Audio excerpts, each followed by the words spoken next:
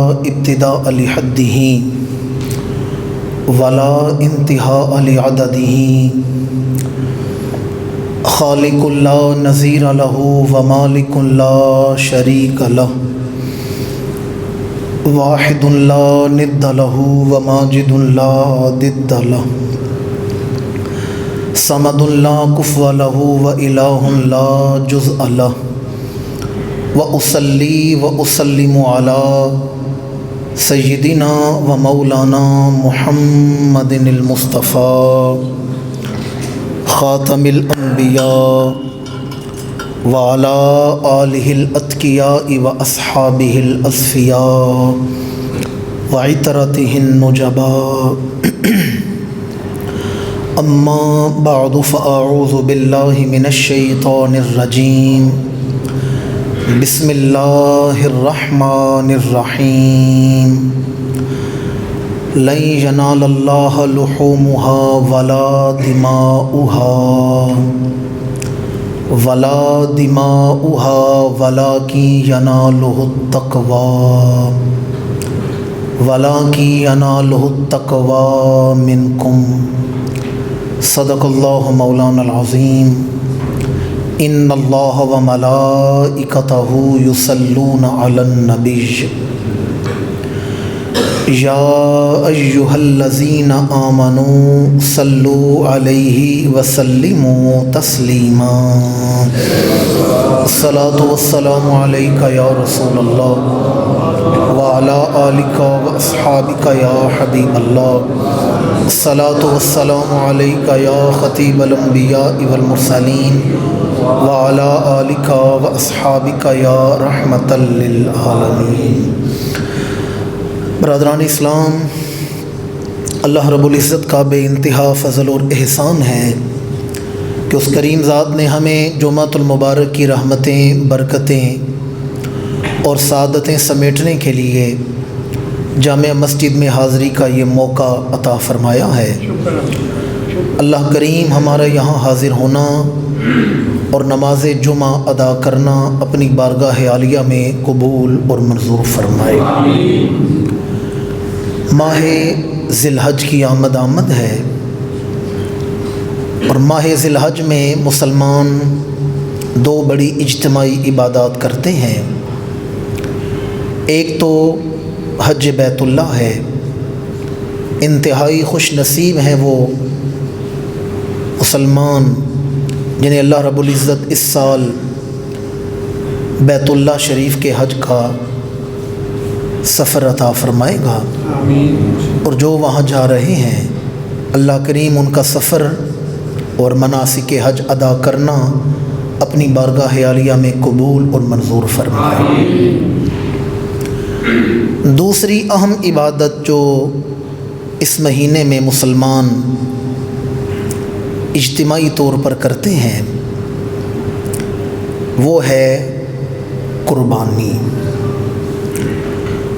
تو اس مناسبت سے میں چند گھڑیاں آج آپ احباب کے سامنے قربانی کے چند ایک مسائل بیان کروں گا۔ ابھی ویسے 2-2.5 ہفتے ہیں، تقریباً 2 جمعہ اور آئیں گے اور پھر عید قربان۔ اغلب امکان یہی ہے کہ 10 جو جولائی ہے وہ عید قربان کا دن ہوگا۔ میں یہ مسئلے اس لیے آپ کے سامنے پہلے بیان کرنے لگا ہوں کہ ہم میں سے اکثر لوگوں کو علم ہی نہیں کہ ہم پر قربانی واجب ہو چکی ہے، اور معاشرے میں 80% لوگوں کو پتہ ہی نہیں ہم پر قربانی واجب ہے۔ اور ان 80% میں وہ لوگ نہیں جو صاحب عیال ہیں یا جو گھر کے سربراہ ہیں۔ اگر ہم مسائل پر غور کر لیں تو ہمیں پتہ چلے کہ ہمارے معاشرے میں عام نوجوانوں پر بھی قربانی واجب ہو چکی ہے، لیکن چونکہ ہم کبھی علماء کے پاس بیٹھے نہیں، ہم نے کبھی مسائل سیکھے نہیں، تو اس لیے آج میں آپ کے سامنے چند گھڑیاں قربانی کے مسائل اس لیے بھی بیان کروں گا کہ ابھی 2 ہفتوں سے زیادہ وقت ہے قربانی کا دن آنے میں، تو ہم اپنا محاسبہ کر لیں۔ اگر ہم پر قربانی واجب ہے تو پھر ہم قربانی کی تیاری کریں۔ پھر ہم اہتمام کریں، تیاری کریں تاکہ ہم پر جو اللہ کی طرف سے حکم واجب ہو چکا ہے اس حکم کو پورا کیا جا سکے۔ میں چند گھڑیاں آپ احباب کے سامنے آج قربانی کے چند ایک مسائل بیان کروں گا۔ اللہ رب العزت مجھے ادب سے بیان کرنے کی توفیق عطا فرمائے۔ قربانی کیا ہے؟ قربانی اپنی جان کا صدقہ، اپنی جان کا بدلہ، ایک جان اللہ کے راستے میں قربان کرنا۔ چونکہ جس کے سینے میں ایمان ہے اس کی خواہش ہے کہ میری جان اللہ کے نام پر قربان ہو جائے، لیکن چونکہ شریعت نے اپنے آپ کو ایذا دینے سے، اپنے آپ کو مارنے سے منع کیا ہے، تو اس لیے اپنی جان کا بدلہ ہم ایک جان اللہ کے راستے میں قربان کرتے ہیں۔ ایکو بند کر سکتے ہیں تو بند کر دیں، آواز تھوڑی سادہ کر دیں۔ ہم لوگ اپنی جان کا صدقہ، اپنی جان کا بدلہ، ہم لوگ اپنی جان کا، توجہ میری جانب رکھیں، اپنی جان کا بدلہ ایک جان اللہ کے راستے میں قربان کرنا، یہ ہے قربانی۔ نہر کا مطلب یہی ہے کہ ایسی قربانی جس سے خون بہے۔ تو ہم لوگ اپنی جان کا بدلہ ایک جان اللہ کے راستے میں قربان کرتے ہیں۔ قرآن مجید اٹھا کر دیکھیں، متعدد مقامات ہیں جہاں اللہ رب العزت نے قربانی کا ذکر کی ہے۔ معروف صورت ہے، بچہ بچہ جانتا ہے، اور مختصر ترین صورت ہے سورہ کوثر۔ اللہ نے فرمایا انا اعطیناک الکوثر، بے شک ہم نے آپ کو ہر چیز کی کثرت عطا فرمائی۔ آگے فرمایا فصلی لربک وانحر، فصلی لربک، پس نماز پڑھیں اپنے رب کے لیے۔ آگے فرمایا وانحر، وانحر، اور قربانی کیجئے، اور یہاں نماز کے ساتھ اللہ ہمیں قربانی کا حکم دے رہا ہے۔ اپنے رب کی نماز پڑھیں اور اپنے رب کی طرف قربانی کریں۔ دوسرا مقام، اللہ نے اپنے محبوب کو فرمایا، محبوب اپنے غلاموں کو بتا دے، قل ان صلاتی و نسکی و محیای و مماتی للہ رب العالمین۔ محبوب کہہ دیجئے قل ان صلاتی، میرا نماز پڑھنا، و نسکی، اور قربانی کرنا، و محیای، اور تم میں بظاہر موجود رہنا، و مماتی، اور موت کے دروازے سے گزرنا، یہ سب کچھ کرنا کس لیے ہے؟ للہ رب العالمین، جہانوں کو پالنے والے رب کے لیے۔ یہاں بھی قربانی کا ذکر آ گیا۔ اب سوال یہ پیدا ہوتا ہے قربانی کا فائدہ کیا ہے؟ اللہ کو قربانی کا کیا فائدہ ہوگا؟ تو یاد رکھیں، اللہ رب العزت قرآن مجید سورہ حج اٹھا کر دیکھ لیں، ہم جو قربانی کرتے ہیں، قربانی کر کے ہم اللہ کا فائدہ نہیں کر رہے۔ یہ جو قربانی ہم کرتے ہیں یہ کر کے ہم اللہ کا فائدہ نہیں کر رہے۔ دیکھیں، قربانی تو بات کا معاملہ ہے، میں سمجھانے کے لیے کہہ رہا ہوں، اس وقت دنیا میں 1.5 ارب سے زیادہ مسلمان ہیں۔ اگر ایک لمحے میں سارے مسلمان مرتد ہو جائیں، کافر ہو جائیں، اللہ کی شان کو گھٹایا نہیں جا سکتا۔ اور اگر سارے انسان 8 ارب کے قریب لوگ زندگی گزارے، سارے مسلمان ہو جائیں، سارے اللہ کو سجدہ کرے، اللہ کی تسبیح کرے، توصیف کرے، اللہ کی شان کو بڑھایا نہیں جا سکتا۔ وہ ہمارا محتاج نہیں، وہ ازلی ابدی شانوں کا مالک ہے۔ کوئی عبادت کر کے اس کی شان بڑھا نہیں سکتا، کوئی اس کا انکار کر کے اس کی شان گھٹا نہیں سکتا۔ وہ ازلی ابدی شانوں کا مالک ہے، وہ ازلی ابدی شانوں کا مالک ہے۔ تو قربانی کرنے سے ہم اللہ کا فائدہ نہیں کرتے۔ قرآن مجید سورہ حج اٹھائیں، اللہ فرماتا لن ینال اللہ لحومها ولا دماؤها ولکن ینالہ التقوی۔ فرمایا اللہ کی بارگاہ میں جانور کا گوشت نہیں جاتا۔ لحومها، عربی زبان میں لحم کہتے ہیں گوشت کو۔ لحم کا کیا معنی ہے؟ لام ہا میم، اردو میں لام ہے میم۔ لحم گوشت کو کہتے ہیں، اور دم خون کو کہتے ہیں۔ آپ نے سنا ہوگا احرام میں کوئی ایسا عمل کرنے سے دم واجب ہو جاتا ہے، یعنی ایک خون بہانا، قربانی کرنا واجب ہو جاتا ہے، دم واجب ہو جاتا ہے۔ میری ملت کے باشعور مسلمانوں، اللہ فرماتا ہے نہیں ینال اللہ لحومها ولا دماؤها، اللہ کی بارگاہ میں نہ تمہارا گوشت پہنچتا ہے نہ جانور کا خون پہنچتا ہے۔ پروردگار جب نہ تیری بارگاہ میں گوشت پہنچتا ہے، دیکھیں ہمارے رفعی ادارے، ہمارے تنظیمیں یہ محتاج ہیں سال کے بعد قربانی کی کھالیں جمع کرنے کے، چندہ جمع کرنے کے۔ ہم محتاج ہیں، اللہ کوئی رفعی ادارہ نہیں چلا رہا، یعنی اللہ تعالیٰ محتاج، اللہ چندہ اکٹھا کرنے کا، کھالیں اکٹھا کرنے کا محتاج۔ تو پھر یہ قربانی کا مقصد کیا ہے؟ اس میں کون سی حقیقت ہے جو پس پردہ ہے؟ قرآن مجید سورہ حج فرمایا لن ینال اللہ لحومها ولا دماؤها ولکن ینالہ التقوی، اللہ کی بارگاہ میں نہ گوشت پہنچتا ہے نہ خون پہنچتا ہے، پروردگار پھر کیا پہنچتا ہے؟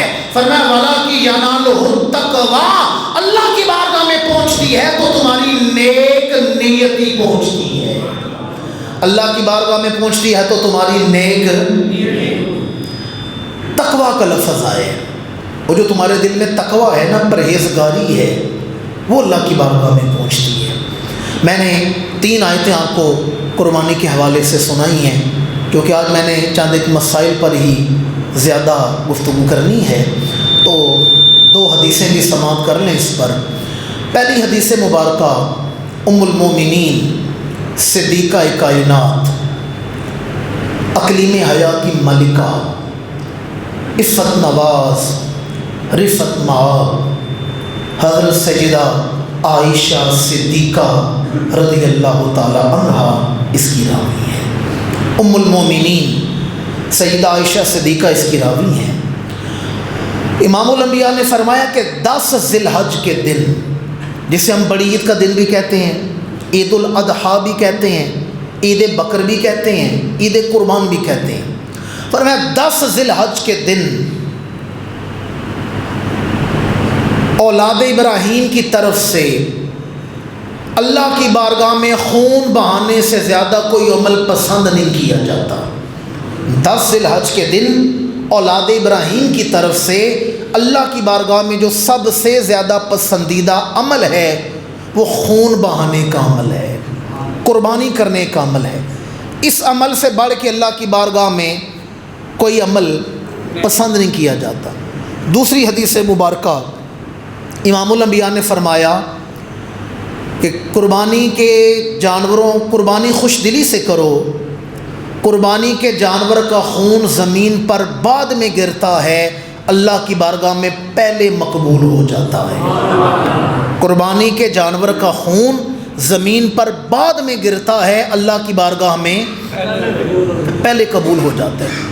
اور فرمایا قربانی کا جانور اپنے سینگوں، اپنے بالوں اور اپنے کھروں کے ساتھ میدان حشر میں لایا جائے گا۔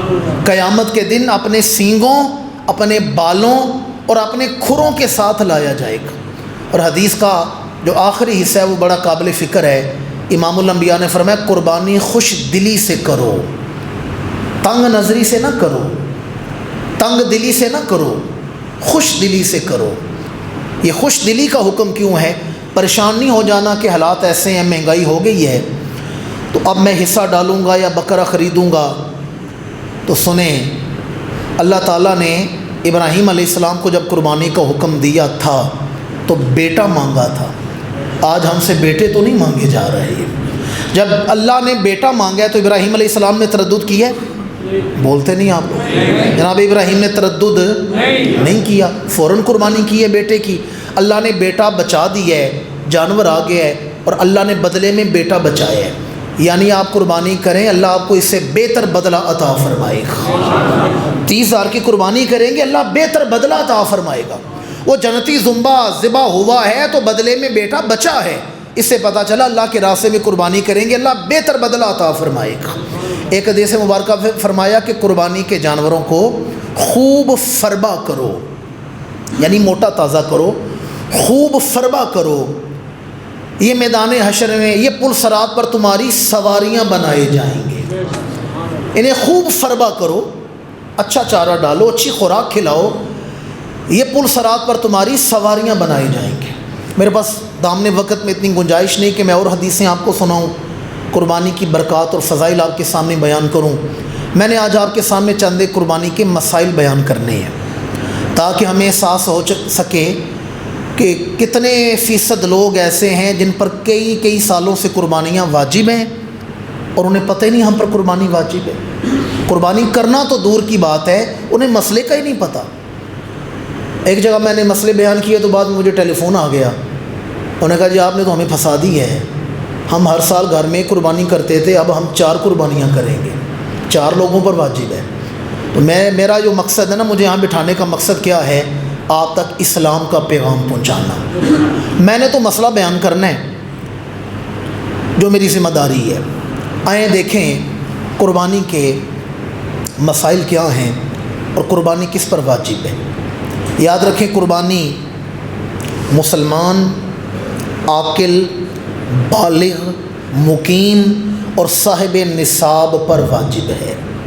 5 چیزیں ہیں، یہ مد نظر رکھیں۔ قربانی مسلمان، عاقل، بالغ، مقیم اور صاحب نصاب پر واجب ہے۔ قربانی مسلمان پر واجب ہے، غیر مسلم پر نہیں۔ قربانی عاقل پر واجب ہے، پاگل یا مجنوں پر نہیں۔ قربانی بالغ پر واجب ہے، نابالغ یا بچے پر نہیں۔ قربانی مقیم پر واجب ہے، غیر مقیم یا مسافر پر نہیں۔ اب یہ مقیم اور مسافر کسے کہتے ہیں؟ شہر لالہ موسیٰ کی جو حد ہے اس کی بات کر رہا ہوں۔ شہر کی جو حد ہے، یہاں سے آپ سفر شروع کریں، شمال یا جنوب جدھر بھی کریں، آپ 92 کلومیٹر کا سفر کریں، 92 کلومیٹر کا سفر کریں، اور وہاں آپ نے جو قیام کرنا ہے وہ 15 دن سے کم قیام کرنا ہے، اور ان دنوں میں وہاں پر عید کے دن آ جائیں، ایام نہر آ جائیں، تو آپ پر قربانی واجب نہیں ہوگی، آپ مسافر تصور کیے جائیں گے۔ لیکن اگر آپ کا قیام 15 دن سے زیادہ ہے اور جہاں آپ رکے ہیں، ٹھہرے ہیں، جہاں گئے ہیں وہاں پر قربانی کے دن آ گئے ہیں اور وہاں 15 دن سے زیادہ قیام کرنا ہے، تو آپ پر قربانی کرنا واجب ہوگا۔ اگر آپ 15 دن سے تھوڑا سفر کرتے ہیں اور سفر ہے 92 کلومیٹر، اور شہر آپ گھر سے نہیں شمار کریں گے، شہری آبادی سے، لالہ موسیٰ کی شہری آبادی سے نکلیں گے جی ٹی روڈ پر، 92 کلومیٹر سفر کریں، 15 دن سے کم قیام ہو اور ان دنوں میں ایام نہر آ جائیں، تو آپ پر قربانی واجب نہیں ہوگی۔ اس سے پتہ چلا قربانی مسلمان پر، عاقل پر، بالغ پر اور مقیم پر، کس پر؟ مقیم پر واجب ہے۔ 5ویں خاص بات جس پر ہم بے حد بے احتیاط ہیں، ذرا احتیاط نہیں کرتے، مسئلہ سیکھتے نہیں، سمجھتے نہیں، اور وہ یہ ہے کہ قربانی صاحب نصاب پر واجب ہے۔ کس پر واجب ہے؟ صاحب نصاب۔ سارا مسئلہ یہ ہے، ہمیں پتہ ہی نہیں صاحب نصاب کسے کہتے ہیں، کبھی ہم نے غور ہی نہیں کیا۔ آئیں چند گھڑیاں غور کر لیں۔ صاحب نصاب، قربانی کا بھی وہی نصاب ہے، زکوٰۃ کا بھی وہی نصاب ہے، لیکن فرق یہ ہے زکوٰۃ میں سال گزرنا شرط ہے، سال گزرنا شرط ہے، لیکن قربانی میں سال گزرنا شرط نہیں۔ قربانی کے 3 دن ہیں، 10 ذی الحج کی نماز فجر سے لے کر 12 ذی الحج کی نماز مغرب تک، ان 3 دنوں میں آپ جب بھی صاحب نصاب ہوں گے آپ پر قربانی واجب ہو جائے گی۔ 3 دنوں میں جب بھی آپ صاحب نصاب ہوں گے آپ پر قربانی واجب ہو جائے گی۔ صاحب نصاب کسے کہتے ہیں؟ آج میں تقریر نہیں کر رہا کہ جوش خطابت میں کوئی جوشیلی بات کروں گا، آپ بھی سبحان اللہ کہیں گے، میں بھی خوش ہو جاؤں گا۔ میں آپ کو مسئلہ سکھانا چاہتا ہوں، بتانا چاہتا ہوں، اس لیے آپ کی تھوڑی نہیں بہت ساری توجہ کا طالب ہو۔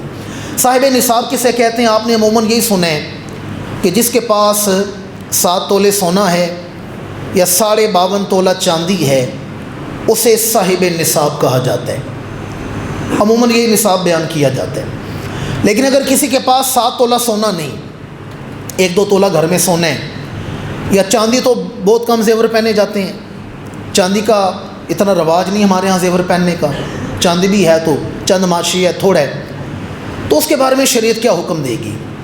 تو یاد رکھیں آپ کے پاس فزیکلی سونا یا چاندی ہونا شرط نہیں، اگر آپ کے پاس 52.5 تولہ چاندی کے برابر رقم یا مال تجارت یا حاجت اصلیہ سے بڑھ کے ایسی چیزیں ہیں جن کی قیمت 52.5 تولہ چاندی بنتی ہے، آپ پر قربانی واجب ہو جاتی ہے، آپ صاحب نصاب شمار کیے جائیں گے۔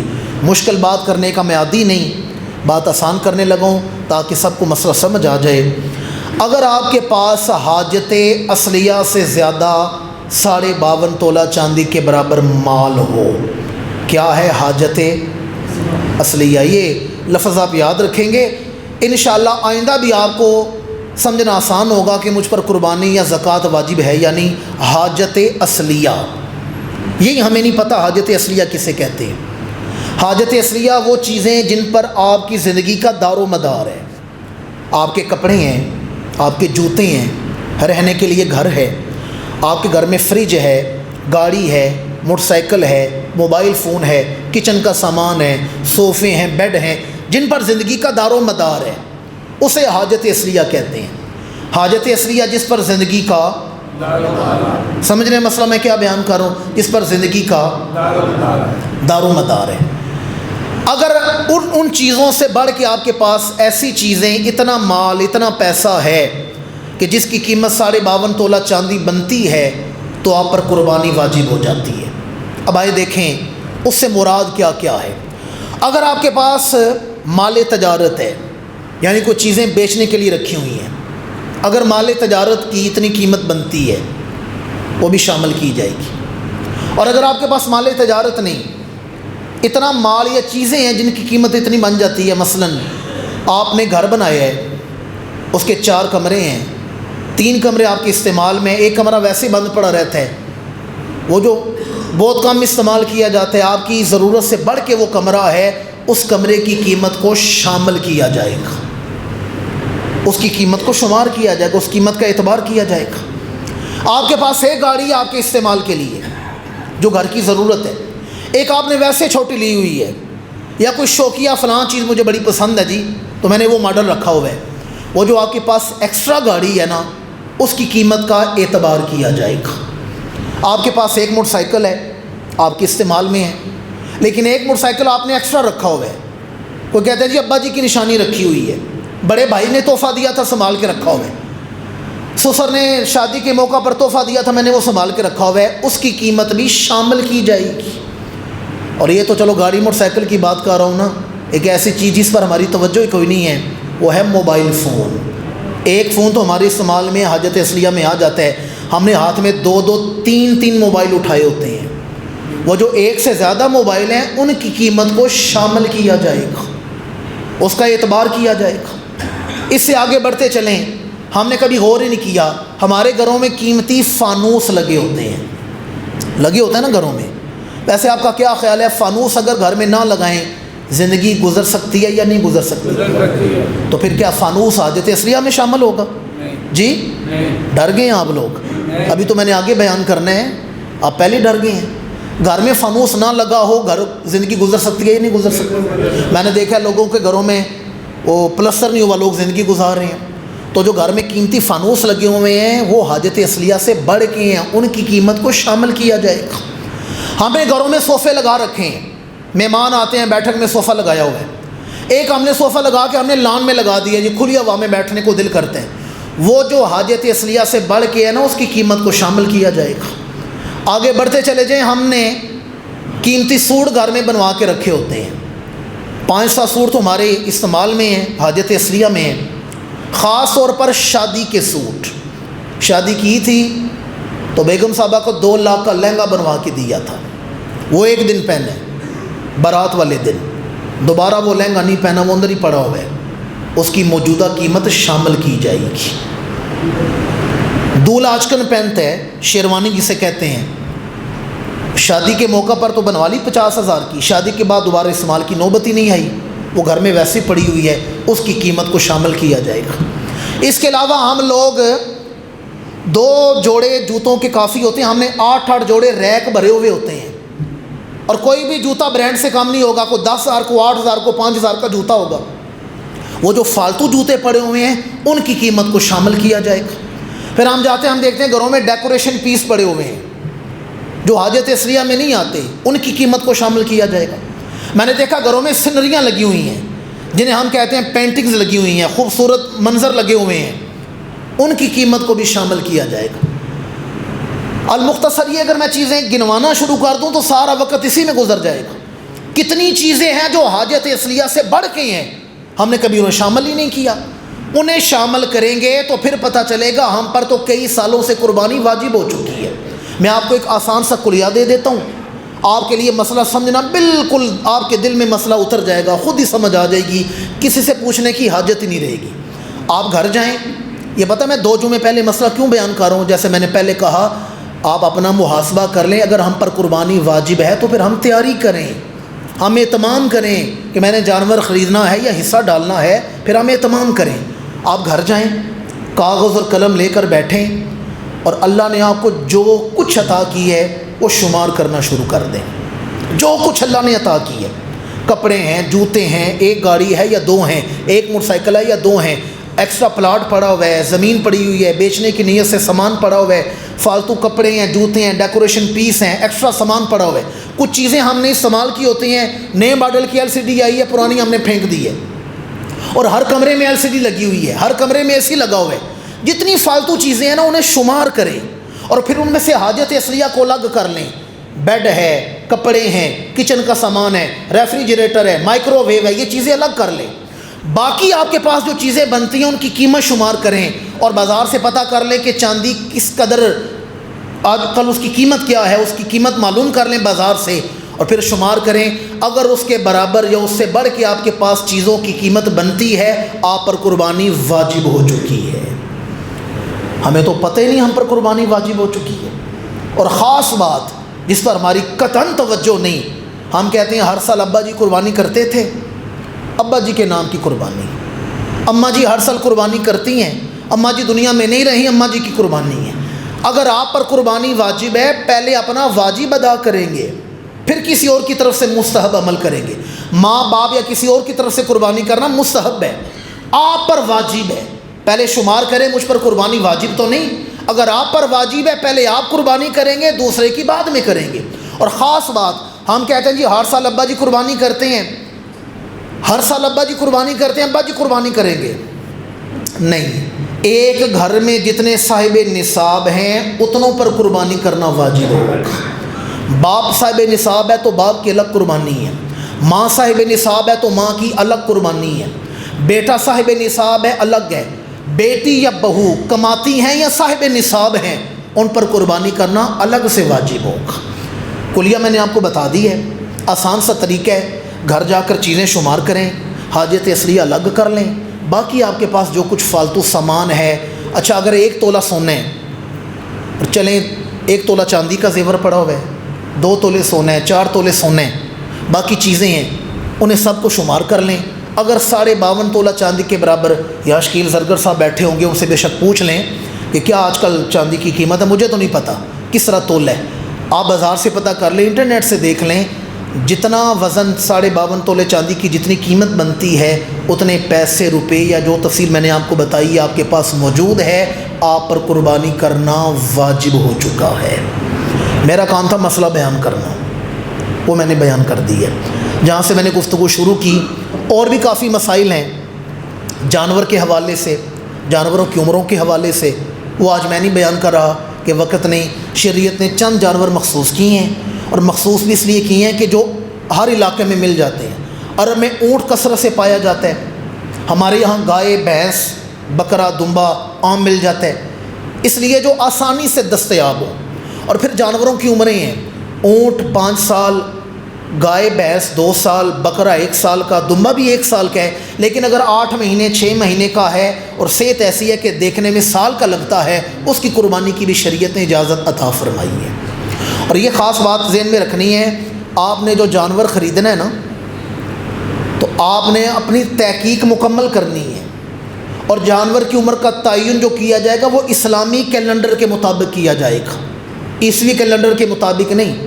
پچھلے سال جو 9 ذی الحج کو بکرا پیدا ہوا ہے نا، 9 ذی الحج پچھلے سال، اس سال 10 ذی الحج کو اس کی قربانی ہو جائے گی۔ اگرچہ عیسوی کیلنڈر کے مطابق اس کی عمر تھوڑی بنتی ہے، لیکن ہم نے کون سا کیلنڈر دیکھنا ہے؟ اسلامی ہجری کیلنڈر۔ اور خاص بات ہے، منڈیاں لگنے والی، بلکہ لگ چکی ہوں گی منڈیاں، آپ دیکھیں گے جانور قربانی کے، ہمارے ہاں یہ دیکھا جاتا ہے جانور کے 2 دانت گرے ہیں، 4 ہے، 6 ہیں، دوندا کہتے ہیں، چگا کہتے ہیں، چھگا کہتے ہیں، ایسا ہی ہے نا؟ جانور کے دانت توڑ کے نا نقلی دانت لگا دیے جاتے ہیں۔ ہمارے ایک مفتی صاحب سے کہنے لگے میں نے بکرا خریدا، بڑا خوش تھا، اتنا اچھا بکرا مجھے بڑا سستا مل گیا، گھر لے کے آیا تو چھوٹا بچہ بڑا خوش ہوا، روزانہ بکرے کو گلی میں لے جاتا تھا کھلانے کے لیے۔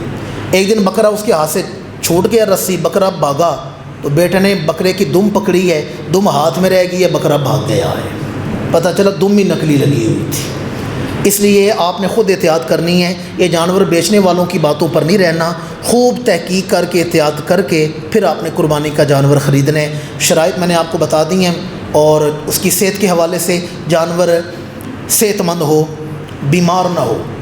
اگر بیمار اتنا ہو کہ خود اپنے قدموں سے چل کے قربان گاہ تک نہ جا سکتا ہو، اس کی قربانی نہیں ہوگی، یہ آپ نے خیال رکھنا ہے۔ سینگ ٹوٹا ہوا، جڑ سے ٹوٹا ہوا نہ ہو، کانا نہ ہو، اندھا نہ ہو، لنگڑا نہ ہو، لولا نہ ہو، اور اگر اس کا کان کٹا ہوا ہے تو چوتھائی حصہ، یعنی اگر کان کا سائز دیکھ لیں جو اس کا چوتھا حصہ ہے نا، چوتھائی حصہ اتنا کان کٹا ہے تو قربانی ہو جائے گی۔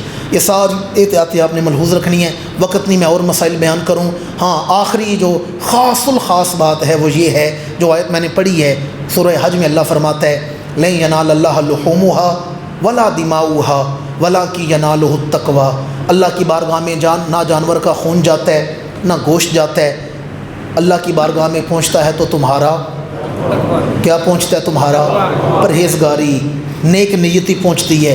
اس لیے جانور نہیں خریدنا جیسے سوشل میڈیا پر آپ دیکھیں گے کہ جی 15 لاکھ کا ویڑا خریدا گیا ہے، 12 لاکھ کا ویڑا خریدا ہے۔ حاجی صاحب نے اس سال قربانی کی ہے، انہوں نے تو 18 لاکھ کا جانور قربان کیا ہے۔